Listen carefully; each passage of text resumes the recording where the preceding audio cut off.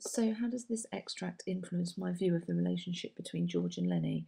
Well, we already know from the rest of the book that this is a relationship where George gives the orders and Lennie follows. And the first thing that I would comment on in a point evidence explain is that Lennie removed his hat dutifully when told to by George. So I would pick out that adverb dutifully. He's following orders and doing as he's told, and that's exactly what we've seen throughout the whole book. Lennie then asks George to tell how it's going to be, which is almost a cue that we've heard him say throughout the book. And when Lennie says this, George tends to do what Lennie asks and does tell him about the dream. But rather than slipping into that pattern that they normally do, now George is businesslike, and I would pick that out and comment on it in a point evidence explain.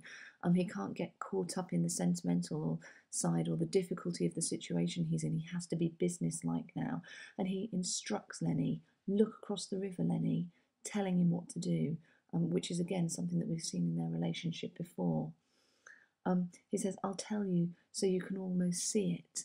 And I would comment on that quote, that direct speech that George says, because he's almost trying to protect Lennie from what's going to happen. And again, this is something that influences me and how I view their relationship. As he prepares for what he's got to do, George looks at the back of Lennie's head at the place where the spine and skull were joined, and this is an echo back to the part of the novel where Candy had to decide whether he was going to let his dog be shot or not. And I think that says something about their relationship as well, because really George has learnt from Candy's mistake and he doesn't want to let someone else end Lennie's life. He wants to do it. But it's obviously not going to be that easy. A couple of sentences on it says, George raised the gun and his hand shook and he dropped his hand to the ground again. And I would comment on the repetition of the word and there. There is the kind of a false start there that Steinbeck's not going to let it happen so easily. It's not going to be that easy for George to do.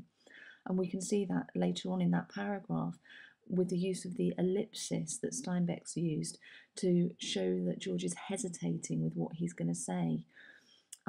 Lennie joins in. He says, for the rabbits, and George repeated, for the rabbits.